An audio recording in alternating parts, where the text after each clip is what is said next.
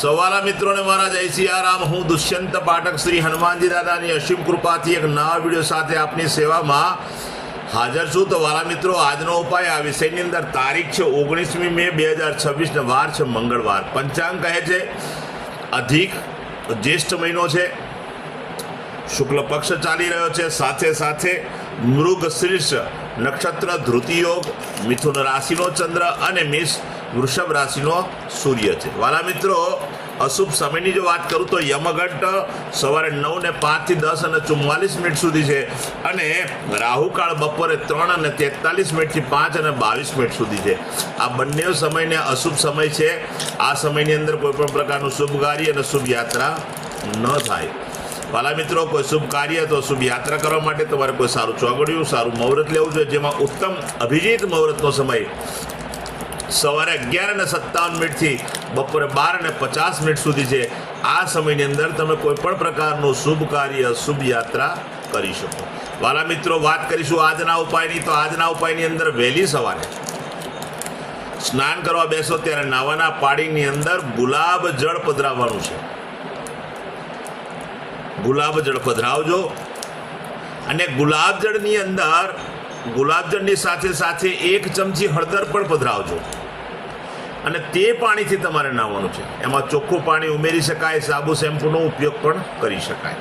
વાલા મિત્રો, આ થઈ જાય, સ્નાન થઈ જાય, તમે કપડાં પહેરી લો, પછી તમારે એક સફેદ કાગળની અંદર 1/2 ચમચી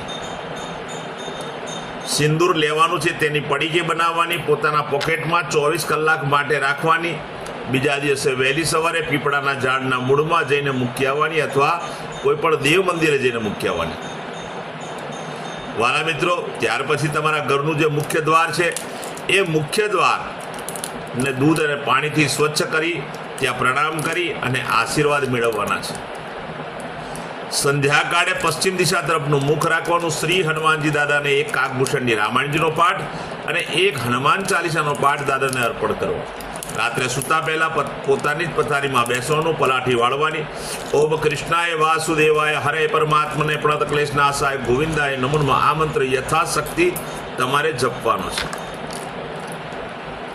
વાલા મિત્રો, આટલું કાર્ય થઈ જાય એટલે તમે સમજી જજો કે તમારો આજનો ઉપાય પૂર્ણ થયો।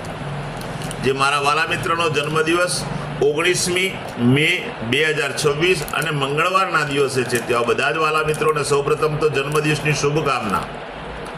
વાલા મિત્રો, શ્રી હનુમાનજી દાદા તમારી મનોકામના પૂર્ણ કરે, બલબુદ્ધિ વિદ્યા આપે, તમારું અને તમારા પરિવારનું શ્રી દાદા રક્ષણ કરે। ઉપાયના ભાગરૂપે મેં કહ્યું તે પ્રમાણે સ્નાન કરજો અને મેં કહ્યું તે પ્રમાણે જ તમે મુખ્ય ઉમરાએ પ્રણામ કરી આશીર્વાદ મેળવજો। ત્યાર પછી કોઈ પણ હનુમાનજીના મંદિરે તમે જજો, દર્શન કરજો અને શ્રી હનુમાનજી દાદાને એક લીલા રંગનું ફળ દાદાને અર્પણ કરજો। પછી ગૌશાળાએ જવાનું છે, ગાયોની સેવા કરવાની છે, ગાયોને લીલું ઘાસનું દાન આપવાનું છે, અથવા તમારે ત્યાં જે ભોજન બન્યું હોય તે ભોજન પણ તમે ગાયોને અર્પણ કરશો તો ચાલશે। સંધ્યાકાળ થાય તે પહેલા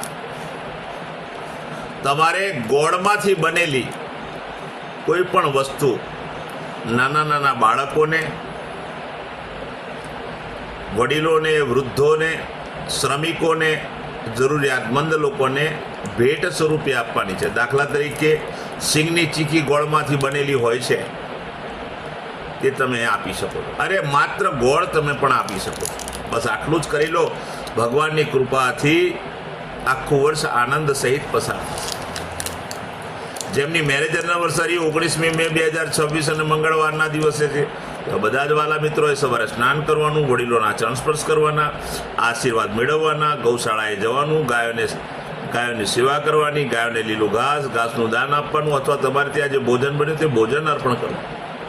ત્યાર પછી કોઈ પણ વૃદ્ધાશ્રમમાં, અનાથાશ્રમમાં, વિધવાશ્રમમાં જરૂરિયાતમંદ લોકોને, ત્યાર પછી શ્રમિકોને, કોઈ પણ દેવ મંદિરે અથવા બ્રાહ્મણને ચોખાનું દાન કરવાનું છે, ગોળનું દાન કરવાનું છે, મસૂરની દાળનું દાન કરવાનું છે, ખાંડનું દાન કરવાનું છે, શાકભાજીનું દાન કરવાનું છે. બસ આટલું કરી લો. ભગવાનની કૃપા પતિ અને પત્ની પર આખું વર્ષ રહેશે. ભલા મિત્રો, મારા બધા જ વિડીયો યુટ્યુબ પર હોય છે. મારી યુટ્યુબની ચેનલનું નામ છે દુષ્યંત પાઠક. મારી ચેનલને સબસ્ક્રાઇબ કરજો અને બેલ આઇકન અવશ્ય દબાવજો. હું નિયમિત એક વિડીયો મૂકું છું. મારા વિડીયોને જોવા માટે જો તમે બેલ આઇકન દબાયેલો હશે તો તરત જ તમારા મોબાઈલ પર નોટિફિકેશન આવશે અને તમે મારો વિડીયો તરત જ જોઈ શકશો. વાલા મિત્રો, મારું ઇન્સ્ટાગ્રામ ફેસબુકનું પેજ એનું નામ પણ દુષ્યંત પાઠક છે. મારા પેજને ફોલો કરજો, લાઈક કરજો અને પ્રાર્થના કરું છું મારા બધા વિડીયોને શેર કરજો. હું નિયમિત એક વાત કહું છું કે મારો વિડીયો જોવાથી કે એનો ઉપાય કરવાથી 24 કે 48 કલાકમાં પરિણામ નથી મળવાનું. આ અંધકારની વાતો નથી, અંધશ્રદ્ધાની વાતો નથી.